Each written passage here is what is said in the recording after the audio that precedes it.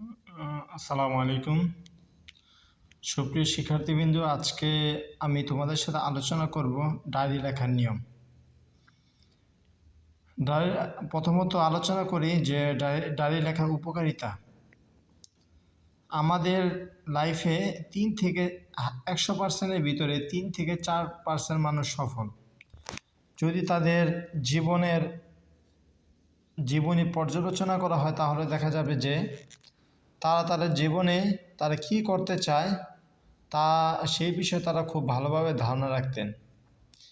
3 থেকে 4% তারা এমন কিছু কাজ করতো, এমন বিশেষ কিছু কাজ করতো তারা, যে কারণে তারা আসলে সফল। তারা আমাদের স্বাভাবিক মানুষের মতো গড়বাঁধা কোনো কিছু করেন নাই, তারা স্পেশাল কিছু করতো যে কারণে তারা সফল থাকতে পারত।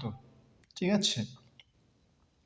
কারণ আমাদের ভিতরে অনেক মানুষ আছে যে যারা খুব গড়বাঁধা, খুব পরিশ্রম করে কিন্তু আউটপুট পায় না। এর একমাত্র কারণ হচ্ছে আমরা স্পেসিফিকভাবে কোনো কাজ করি না। একটা গল্প দিয়ে শুরু করি। গল্পটা হচ্ছে, এক লোক তার ছেলের ভিতরে হঠাৎ করে কিছু পরিবর্তন দেখতে পাচ্ছে। দেখছে যে সে খুব ভালোভাবে সময় মতো পড়াশোনা করছে, খেলাধুলা করছে, খাবার খাচ্ছে, মানে তার দৈনন্দিন কার্যক্রম একটা সমানুবর্তিতার ভিতরে চলে এসেছে। সে তার সন্তানকে জিজ্ঞেস করলো যে তুমি কিভাবে তোমার এই পরিবর্তন আনতে পারলে? সে বলল, আমি এখন প্রতিনিয়ত আমার এক শিক্ষকের কথা মতো ডায়েরি লেখা শুরু করেছি। আসলে ডায়েরি লিখলে মানুষের 35 থেকে 40% কাজ তার মেমোরিতে অনেকটা ডিজার্ভ হয়ে যায়। মেমোরি থেকে একটা অ্যালার্টিং আসে। আপনি যখন আগামীকালকে কি করবেন আজকে ডায়েরিতে লিখে রাখবেন, তাহলে আপনার মেমোরিতে এক ধরনের সিগন্যাল পৌঁছাবে।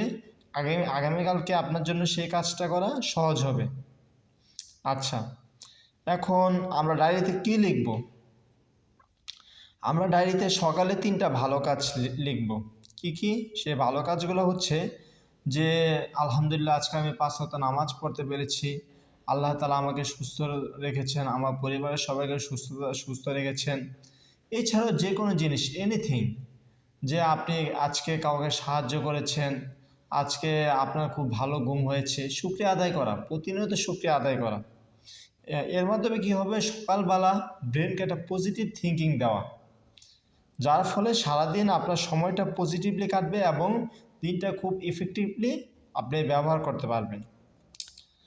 তারপরে আরেকটি পয়েন্ট হচ্ছে রাতে একটি ভালো কাজ লিখে রাখা, যে ঘুমানোর আগে ব্রেনকে একটা পজিটিভ আরও একটা থিঙ্কিং দেওয়া যে আজকে আমি এরকম একটা ভালো কাজ করেছি, আজকে আমার ইমপ্রুভ হয়েছে।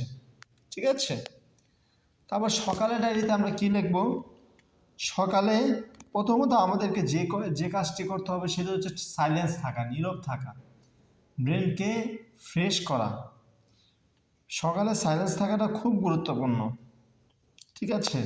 সকালে আমরা ঘুম থেকে উঠবো, তারপর ওযু করব, নামাজ পড়ব, চুপচাপ থাকব, তারপরে দোয়া করব, তারপরে আমরা ধর্মীয় বইগুলো পড়ব। দ্বিতীয়ত হচ্ছে অ্যাফার্মেশন। অ্যাফার্মেশনটা কি? যে আজকে আমি কি করব তা একটু চিন্তা করা। আজকে আমি সফল হয়েছি, পজিটিভ থিঙ্কিংটা নিজের ভিতরে নিয়ে আসা। ভিজুয়ালাইজেশন হচ্ছে কল্পনা করা, যে আজকে আমি সারাটা দিন এভাবে ভালোভাবে কাজ করতে পেরেছি, সেটা কল্পনা করা।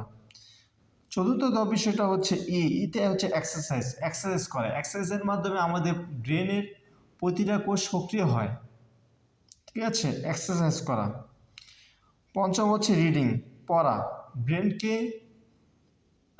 ওয়াশ করা, ব্রেনকে সক্রিয় করা। 5 নাম্বার হচ্ছে স্ক্রাইবিং, ডায়েরি লেখা। ঠিক আছে? 5 নাম্বার হচ্ছে স্ক্রাইবিং। এই সেভার্স, এই নিয়মগুলো যদি আমরা ফলো করতে পারি তাহলে আমাদের পড়াশোনা থেকে শুরু করে দৈনন্দিন কার্যক্রম খুব ভালোভাবে তৈরি হবে। আচ্ছা, ডায়েরি লেখার এক একজনের এক এক পদ্ধতি, এক এক পেশার মানুষের জন্য ডায়েরি লেখার নিয়মটা হচ্ছে এক এক রকম। কারণ সবার ক্ষেত্রে ডায়েরি লেখার নিয়মটা এক না। একটা স্টুডেন্টের জন্য যেরকমভাবে ডায়েরি লেখা, একজন পেশাদার ব্যক্তির জন্য ডায়েরি লেখাটা তেমন হবে না। আচ্ছা, স্টুডেন্টের জন্য ডায়েরি লেখাটা কী হবে? আমরা তিনটা বক্স আকারে লিখলাম, অ্যাক্টিভ, প্যাসিভ আর একটা হচ্ছে রিভিশন। অ্যাক্টিভটা কি? আজকে সকালে আমি 2 ঘন্টা আমি 2 ঘন্টা পড়াশোনা করলাম। এর ভিতরে আমি সকাল 6টা থেকে 7টা পর্যন্ত ফিজিক্স পড়লাম, 7টা থেকে 8টা পর্যন্ত ম্যাথ পড়লাম, ঠিক আছে।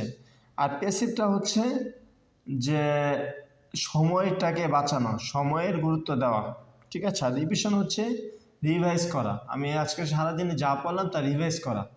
এটা প্রতিনিয়ত করি, ইনশাল্লাহ একটা ভালো একটা রেজাল্ট আমাদের চলে আসবে।